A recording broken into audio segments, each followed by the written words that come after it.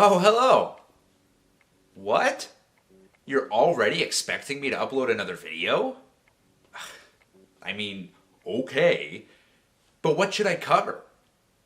Well, I guess it technically is still Scooby Doo's 50th anniversary this year. But what should I talk about?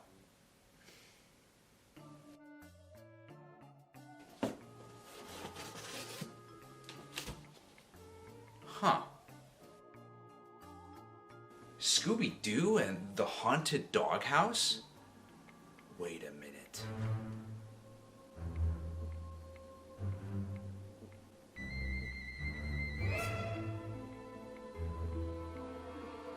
I don't know about this. What the heck? So here we have two versions of Scooby Doo and the Haunted Doghouse. But while one appears to be a longer children's form book, the other one appears to be a much shorter, like little kids book, but it's also accompanied by a record that reads the book to you. Now we could read the book, or we could just listen to the record. Let's do that!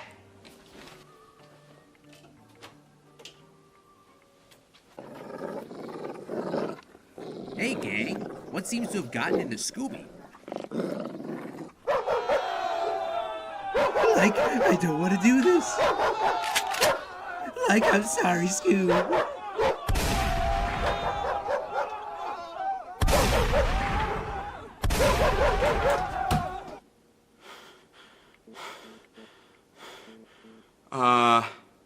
Yeah, no. Let's just read the book. We begin with the gang deciding that they want to build Scooby his own doghouse. We even have such engaging dialogue, such as Velma and Daphne arguing about what color to paint it. Look, they decided to make it half blue and half red. How hideous. Scooby spends his first couple nights there just fine, until one night Scooby runs into Shaggy's room scared out of his mind. Okay, two things. We see Shaggy reading a book of ghost stories, scaring himself to sleep. Are we talking about the same scaredy cat Shaggy character here? Also, okay, so he runs into Shaggy's room, and apparently the rest of the gang also live in the supposed house we don't see. So the gang lives together? In a house? Was it ever confirmed where the mystery gang lived? I just assumed that they lived out of the mystery machine. Do they go around renting hotel rooms? How can they afford that? Or if they are in a house, how could they afford that?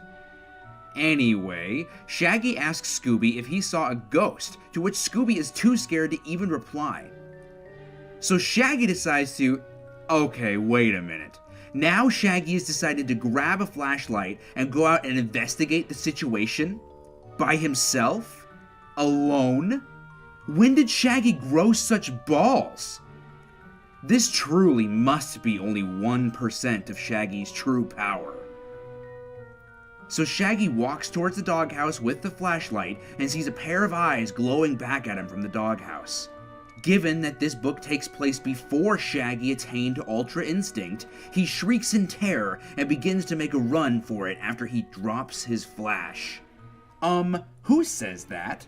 Yeah, I'd love to go camping. Let me just make sure I bring my flash. The next morning, he tells the rest of the gang about what happened, and they all decide to go investigate. They sneak up to the doghouse later that night, and they heard a small purring sound. Fred shines his flashlight inside to reveal a cat who just had 3 kittens. The book ends with the gang taking care of the cats until they're able to find a new home. I love how this book just ends with Scooby going back to live in his doghouse, yet we never see this doghouse ever again in the show. Up next, we have the next book with the exact same name, Scooby Doo and the Haunted Doghouse. Despite having the same name, this one appears to be much different. It starts with Daphne's father telling her he has a mystery for her and her friends, so she calls them over so he can tell them about it. Apparently, one of his old friends lives in a now haunted mansion. The gang agreed to take the challenge and began their travel. I love how much detail they give in their preparation. It took them 2 days to get the Mystery Machine ready for that long trip, and they left 1 day after that, and it took them 5 days to drive to California. They arrive at the mansion, but are told to leave at once by the home's butler. Fred tries to explain, but the butler's not having it. Daphne steps in like an alpha and asks his name and demands that he let the owner know that Daphne Blake and her friends are here. The gang goes in and meets the owner in his room with big shelves, paintings, and a small black poodle named Fifi. The owner actually clarifies to the gang that it isn't his house that's haunted, but in fact his dog Fifi's house that is. And apparently, the doghouse is only slightly smaller than the mansion that they're already in. Geez, that's a big doghouse.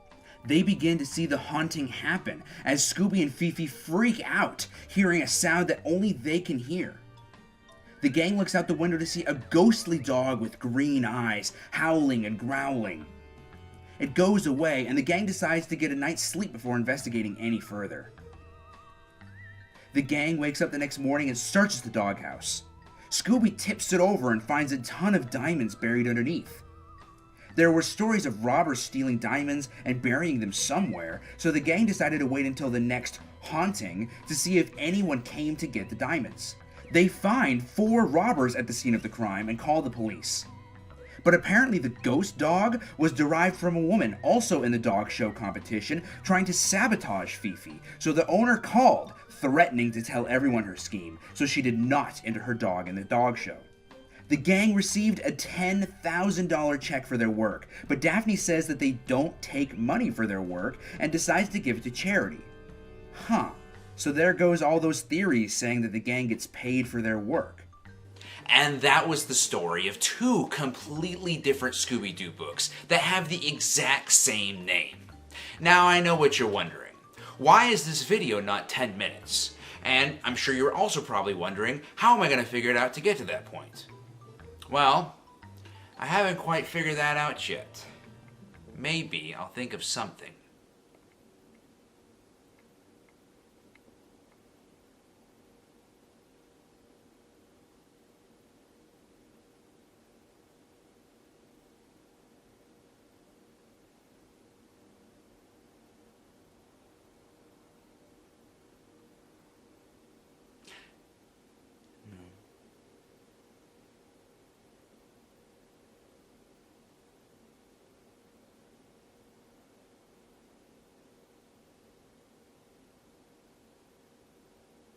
But what about... No.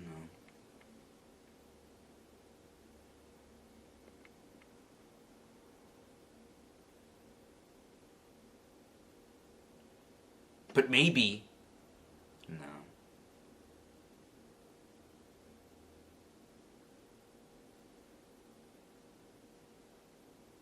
I'll figure it out. Hey, what's going on, y'all? I really wanted to thank you guys so much again for checking out now my second video on the channel. It was a lot of fun to do.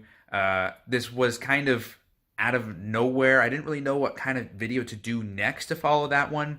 And then I found the set of books online. At first I found the first one that I showed in the video, the more kids-friendly one. And then I ended up stumbling upon that other one, and I thought that other one was just an adaptation of the first one until I actually got my hands on it and I actually read it. And it was a completely different story. So it was weird that it even had the same name. But anyways, I really wanted to thank you guys so much for watching this, because like I said, I'm starting a brand new channel. I really could use y'all's support, and I really appreciate everything that y'all have done so far. Sharing the video out, texting it to your friends, sharing it on Facebook and Twitter. I really appreciate it. Like, it's really done so much for the channel so far already. My first video is already at almost, like, I think at the time of me recording this is at 600 views right now, which for a brand new channel is pretty good. We're already at almost 150 subs. So we're doing great on that end, and I really just wanted to tell everybody thank you so much. And if you want to do the same for this video, that would be great. Share it out with your friends, text all your fellow Scooby Doo fans or whatever. This was a lot of fun to make, and I hope you guys enjoyed the funny skits and things I did in the video. I'm really trying to get, kind of in my groove. So I think this one was a bit more smoother. I think this one was a bit easier. It wasn't as planned. It wasn't as planned as the first one, so I think that's why it went a bit smoother. But anyways, guys, I really appreciate it. So I'll see you guys next month with the December Christmas episode. See you guys later.